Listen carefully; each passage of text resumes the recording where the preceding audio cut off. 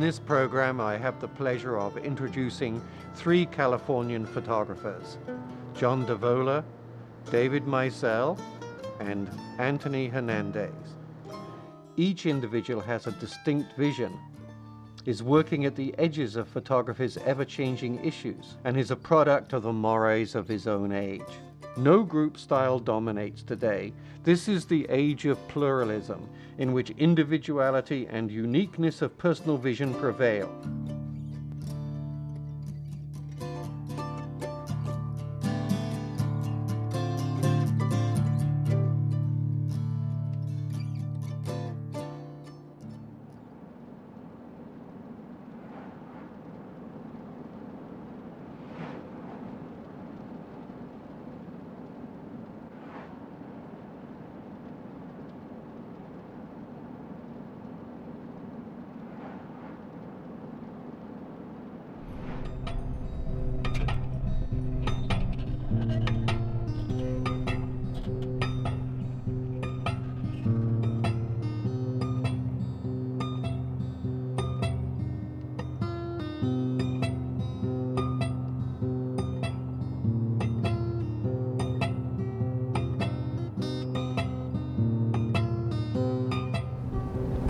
Can't remember if this road goes through and cuts over or whether it just peters out. It kind of looks like we don't want to find out the hard way. You know, I probably came out here for a decade before I ever took any photographs. You know, just the quality of the light and the sense of incredibly deep horizons and you know, the cleanness of the air and the way light travels, the way sound travels. Just a unique place. And I like the odd array of people drawn to the desert.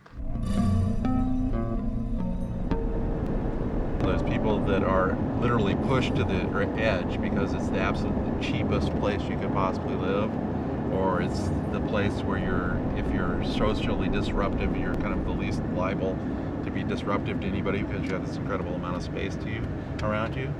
And then you have people that are drawn to it just because they want to be away, because they want to be at the absolute edge in some sense. Some of them are the absolute minimum notion of what a house would be. It's just a room, and some of them literally look like a Monopoly house. But what's sort of interesting about them is that they're generally inscribed or inflected with one person's kind of sensibilities, since they're built by people individually instead of generally contractors. People, as they build them, as they decide what color to paint them, sort of imprint a kind of sense of personal taste or personality on them.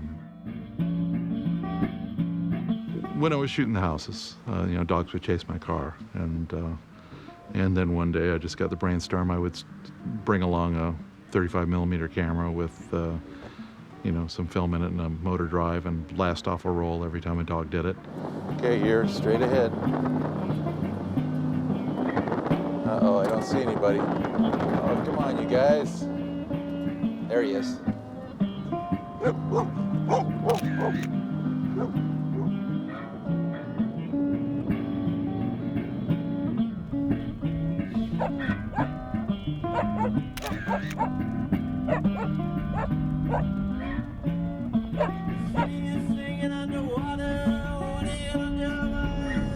Here he comes.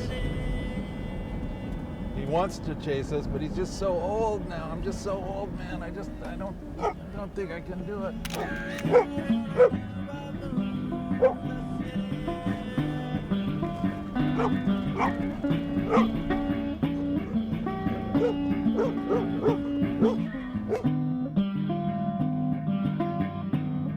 I'm interested that I'm zipping along in a industrial machine in this big box of metal and rubber and moving down the road, and hear this organic, domesticized thing as sort of being is coming out and having this kind of problem with my industrial presence.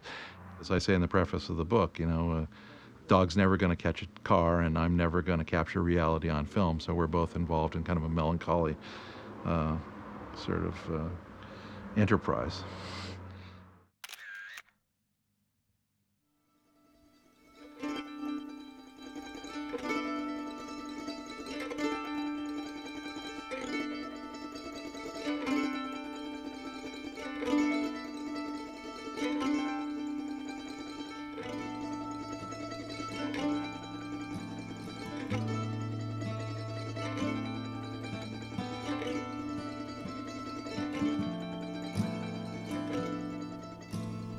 You know, my interest in photography, in a way, came out of my frustration with architecture. I wanted to make things. And what I found with architecture was you weren't really making things, you were making abstract things. I wanted something to fling me out into the world, not to keep me at a desk or a computer. And certainly photography does that, and in a way, you know, working from the air does it even more.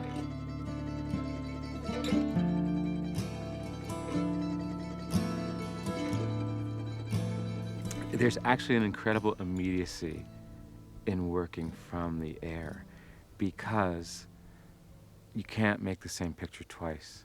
You're constantly moving, not at speeds that you can't understand or grasp, but all the forms are shifting beneath you. And if you're looking through a camera lens, you have decisions to make at every moment. The area that I focused on the most on that first trip was called the brine pool. And it's basically, as I understand it, the vestiges of the lake. And the brine pool at that time of year was this very deep, bright blood red with salt deposits kind of scattered across it, almost veined across it. They were very bodily images. They felt like blood, and it felt like surgery, and it felt like this kind of viscera. Basically, the history of Owens Lake is, for 800,000 years, Owens Lake has existed as a lake until 1913, when the Owens River was diverted into an aqueduct, which was built to bring water to this little desert town of LA. There were some, I guess, unforeseen problems that arose. One of the major problems was that these vast quantities of minerals that had been naturally occurring on the lake bed were now exposed to the air. And as winds would come off of the Sierras, they would basically scour the dry lake bed and send up these plumes of what were in fact toxic dust storms.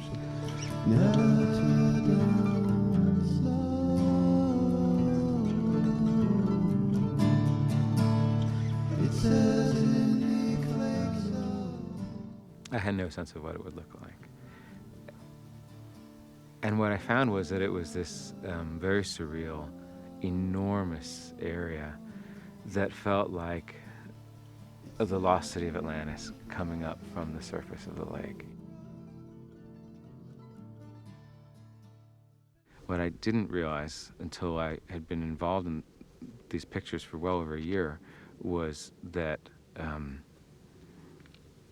the images were a kind of autopsy of the lake, and in some way that I never had intended or even understood, I was working through the death of my mother, who had died during surgery not long before I started this project. I was really taken aback when I had that realization that one of the reasons that I was so seduced and taken in by this site was that it was helping me to process another kind of death.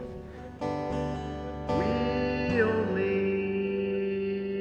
see from where we stand.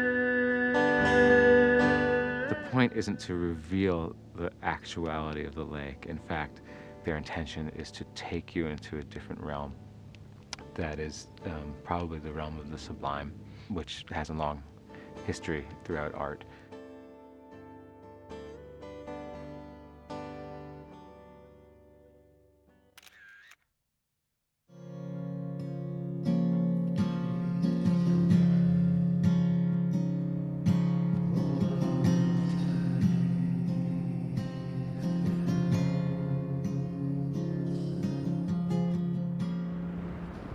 I don't think anybody uses the river or thinks that much about it or even knows it's there. Plus, in my book of the pictures, there is no picture of the river itself. Even though the book's called Everything that's in the river that I found and photographed, they're all still lifes, but there's no reference to the river. There are some pictures where things you know are wet, and you kind of tell that it must be in somewhere where there's water, but there's no reference to it, and I didn't want any like that.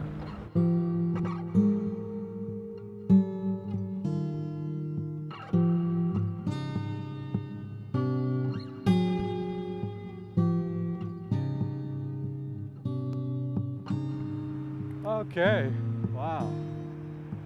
Yeah, it's kind of smoggy today to see downtown. And the thing is, usually there wouldn't be this much water, but that's the other thing about all the rain. There would be a lot more stuff in here, and now it's all been swept out, so it's actually kind of clean. I saved a turtle once. I found a turtle down here. Actually, that direction. And I stopped photographing and took it to a place I know it would survive. I would have stopped and checked this out. You know. Wow. And it's funny because I've never seen a fluorescent fixture. This is the first time I've seen this. Wow.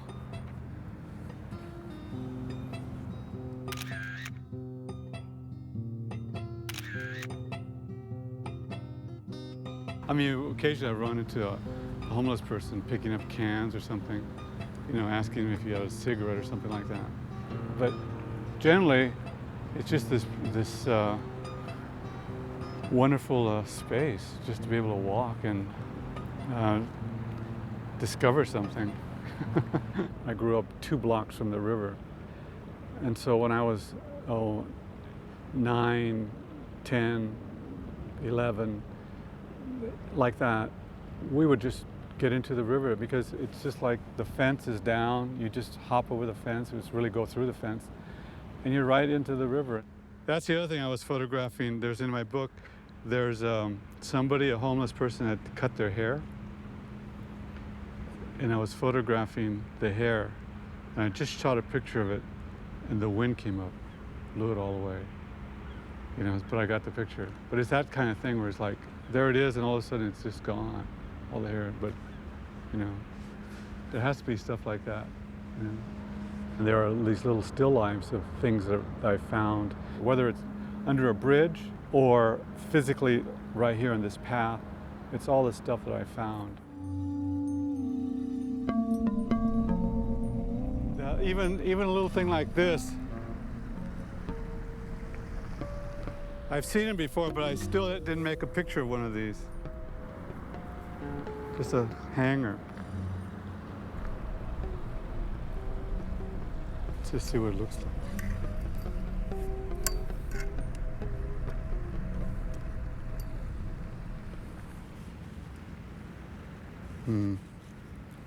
Nah, I like the way it looked. Oh my God, is he dead? I hope not. He's alive!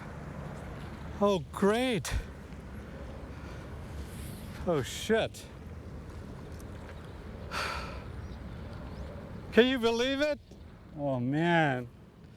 See, the rain swept him down here. Oh, my God. Oh, God, he got scraped around. Look at that. Don't worry. Yeah. Let's see what happens here. It's not like being in the studio trying to create something like that, like a still life. This, you could say, was this big studio, and this is the backdrop, this concrete. If you look at the book, it's all the same backdrop that ties a lot of the pictures together, because it's the same field in the background. The only thing that changes is the object.